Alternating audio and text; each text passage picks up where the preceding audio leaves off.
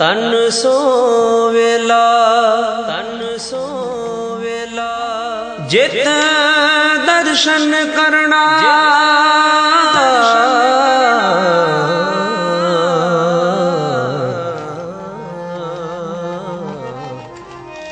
हो बलहारी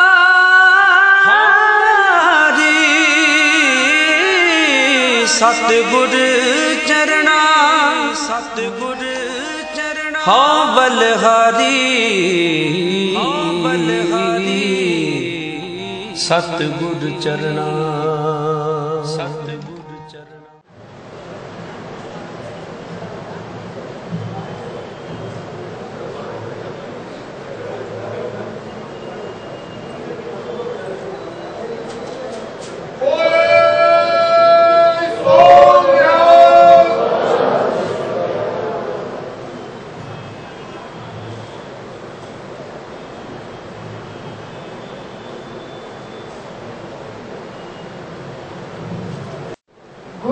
खालसा जी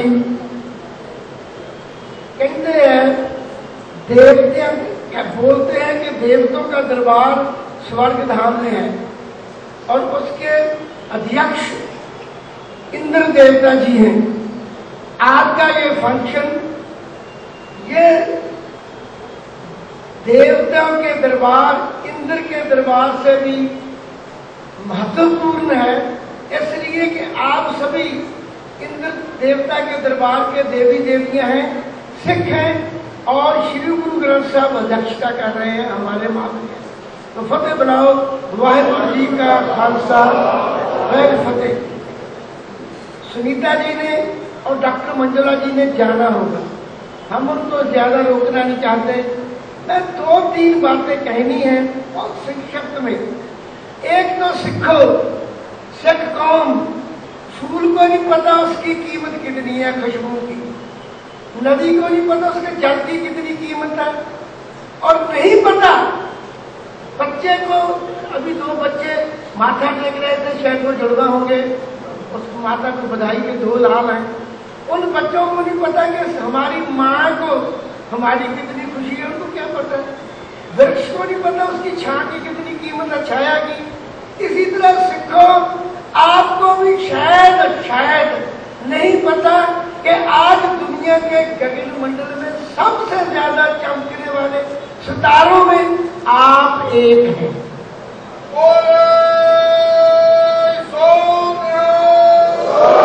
मैं आपको एक ही मिसाल देता हूं, आप एक हैं। कल अमेरिका के राष्ट्रपति ने अपने व्हाइट हाउस में श्री गुरु ग्रंथ साहब का भोग डालकर बैसाखी मनाई। एक आज टोरंटो में ऑटवा में कनाडा के प्रधानमंत्री जस्टिन ट्रूडो आज सारी पार्लियामेंट ऑटवा में बैसाखी मना रहे हैं। कुआलालंपुर में कल को बैसाखी मनाई जाएगी। सिंगापुर में सरकारें है, कोई धर्म जिसको सरकारें मनाएं। और कमाल की बात माननीय, ये तो विद्यमान है, ये तो समुद्र है।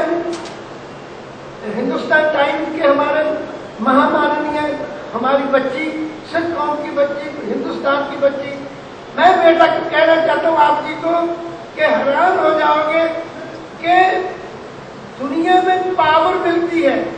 25 धर्मों के लोग खाने पर थे, 25 धर्म।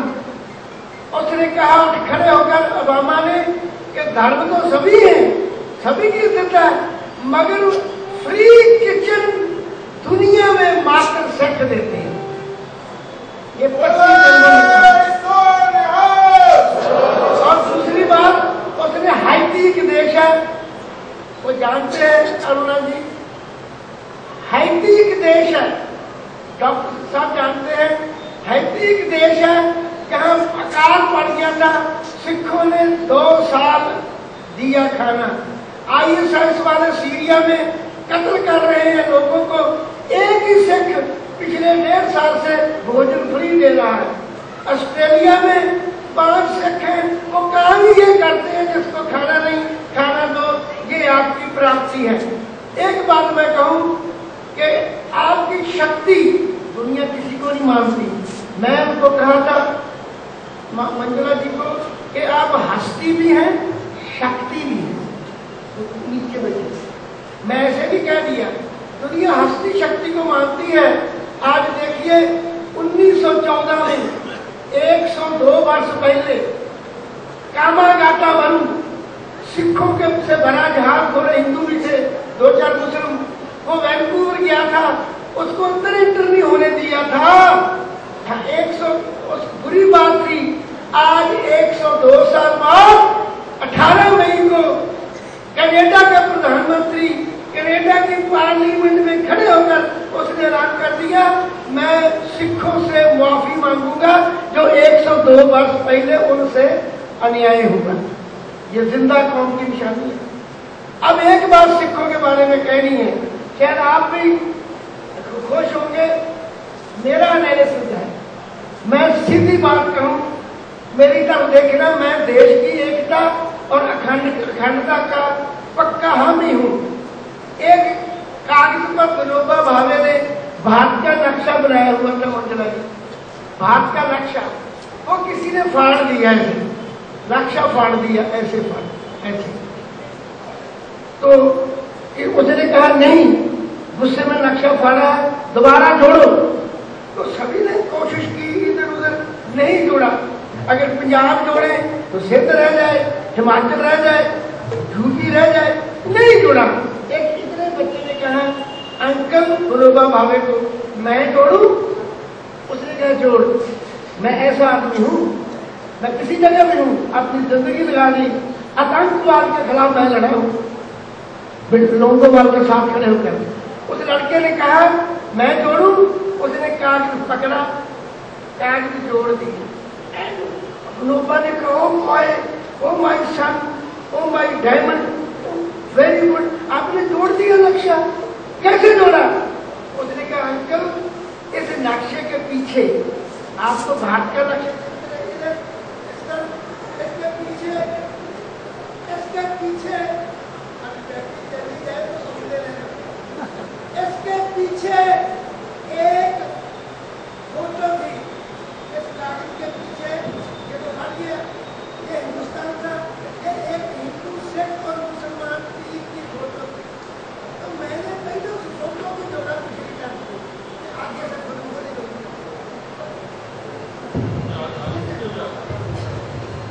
देखिए दाम में नहीं आ रहा, तो बैसाखी है और अमृतपान किया है। तो उसने कहा मैं पीछे से जोड़ा, तो उसने संदेश दिया, एक ही संदेश है कि हिंदू सिख मुसलमान ईसाई एक हो जाओ, भारत का नक्शा खुद ब खुद एक हो जाएगा।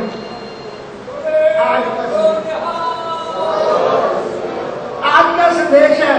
आखिर में आपने बोलना है, आखिर में नीत जी आपका धन्यवाद, दुआ साहब का धन्यवाद, और हमारे विद्वान बग्गा साहब, ये तो सर्वकला संपूर्ण है, इनका भी धन्यवाद। आखिर में एक बात कहनी है, आपको पता है कि सिक्खी बनी बहन जी, बेटा जी, माननीय मंजुला जी और अरुणा जी, सिक्खी सुनीता जी, सिक्खी कैसे बनी? सिक्खी ऐसे बनी, ध्यान से सुनो, बस समाप्ति। शुक्रवार का दिन था, जुमे का दिन, औरंगजेब ने हुक्म दे दिया ढाका से अमृतसर, अमृतसर से पेशावर तक के 4 चीजें कह दो, 4 हुक्म की हुक्म था औरंगजेब का कि कोई हिंदू घोड़े पर नहीं चढ़ेगा, सब हिंदू गधे की सवारी करेंगे। नंबर 2, कोई हिंदू मंदिर में शंख नहीं पूछ सकता, टल्ली नहीं बजेगी तब। 2, कोई हिंदू रेशम नहीं पहन सकता और सुगना नहीं पहन सकता। और नंबर 4, हर हिंदू को एक चोटी कटानी होगी। गुरु साहब ने चैलेंज मंजूर किया जी, ये है बैसाखी, ये है आज का दिन। श्री नंदलाल गोयल ने लिखे, ना कहूं अब की, ना कहूं तब की, होते ना गुरु गोविंद सिंह तो सुनत होती सब। ये है बैसाखी। क्या हुआ? गुरु गोविंद सिंह ने कहा 5 सिखों को, ये जो खड़का कर रहे हैं ढोल बजाकर, चोटी नहीं रहेगी, गले पर चढ़ोगे, रेशम नहीं पहनोगे, टल्ली नहीं बनेगी मंदिरों में, इनको कह दो मैं रोकूंगा। गुरु गोविंद सिंह ने कहा आज का दिन क्या करूंगा? उन्होंने कहा आप कहते हो गले पर सवारी करोगे, मैं गुरु गोविंद सिंह ऐलान करता हूं कि हिंदू और सिख घोड़े पर सवारी करेंगे और मैं गुरु गोविंद सिंह नीले घोड़े का सवार बनूंगा, एशिया भर से बढ़िया घोड़ा। क्या कहते हैं गुरु साहब को? नीले का शाह। क्या कहते हैं? नीले का शाह असवार। सिख पक्के नहीं कच्चे हो गए। आपको तो पता ही लगा। क्या कहते हैं गुरु साहब को? नीले का शाह असवार, नीले का शाह असवारा, नीले घोड़े पर चढ़े। दूसरा तुमने कहा कि हर हिंदू को केवल खादी पहननी पड़ेगी, मैं रेशम भी पहनूंगा। आपने कहा सोना नहीं, तो मैं सिर पर 32 तोले का सोने का चक्कर लगाऊंगा, तो रोक कर नहीं रोक सका।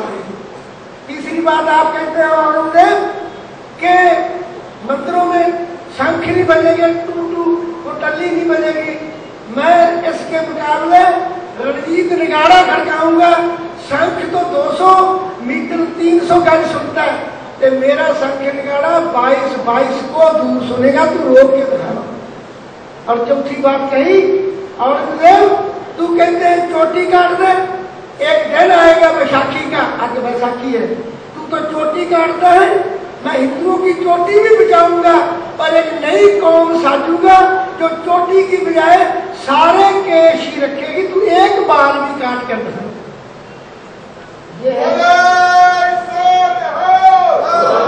ये है सिक्खी। अब आपका काम है पुण्य करना, लंगर लगाना, सेवा करना, मानवता को संभालना, बेटियों को बचाना और दुखी की मदद करना, कानून में रहना। और एक बात बैसाखी से तो नहीं जुड़ी, मैं क्योंकि महाअनुभवी संगीता जी बैठे हैं, मंजुला जी हैं, आप एक बात कहनी है कि सिखों मर जाओगे अगर शादी विवाह सस्ते न किए, जितने महंगे ब्याह करोगे उतना ही मरोगे। पक्की गल लिख लो। दूध में जितनी चीनी डाल दो दूध मीठा होता है, शादी में जितना दहेज दोगे शादी उतनी कड़वी होती है। मैं साफ कह दूं, उठो कोई रोज कहते हूँ गुरु साहब ने कहा सो तो मंदा आखिए जित जमे रजान, तो आपके लिए मेरी यही प्रेरणा है, बैसाखी मनाओ। एक बात कहनी है, इसके तो पटका खड़ा होना, इसके तो पटका ठीक है, ये तो पटका ठीक है, पर जब 35 वर्ष के 2 गज का पटका बैठ कर जाते हैं बांध कर, तो उनकी इज्जत नहीं होती। क्यों भाई? आप बताओ मुझे, मेरे दफ्तर में लोग आते कार्यालय में, उम्र कितनी है? 40 वर्ष। पगड़ी नहीं जी, पटका ऐसे बांधते हैं। शर्म करो, गुरु ने दस्तार बख्शी है तो पगड़ी पहनो। मैं बीबियों को कहता हूँ, घर में बच्चों को कहना जो बड़ी उम्र के हैं 12 साल के बाद पगड़ी पहनो, पगड़ी आपकी निशानी है। बहुत मुबारकबाद हो श्री अखिलेश जी की तरफ से। मैं सुबह अखिलेश जी को सिरों को देने गया था, कल फोटो भी छपेगी। उन्होंने कहा मेरी तरफ से बधाई देना। बधाई हो श्री मुलायम सिंह की तरफ से, बधाई हो। आज कनाडा की कैबिनेट में 4 सिख मंत्री हैं, कम से कम यूपी में आपका भी एक सिख मंत्री इन्होंने बना दिया। ना हिमाचल में है, ना हरियाणा में है, ना दिल्ली में है, ना राजस्थान में है, ना ही जो मध्य प्रदेश में है, कहीं कोई सिख मंत्री नहीं। अकेला यूपी है जहाँ सिख मंत्री इन्होंने बना दिया। मैं इतनी सेवा करना चाहता हूँ कि लोग कहें कि तो गुरु गोविंद सिंह के पांव झाड़ने वाला सिख आया था। आप देखेंगे देश भर से यूपी की जेलें मैं ऐसी बना दूंगा कि लोग कहेंगे गोल्ड मेडल दो, कृपा आपकी। बहुत धन्यवाद। वाहिगुरु जी का खालसा वाहिगुरू।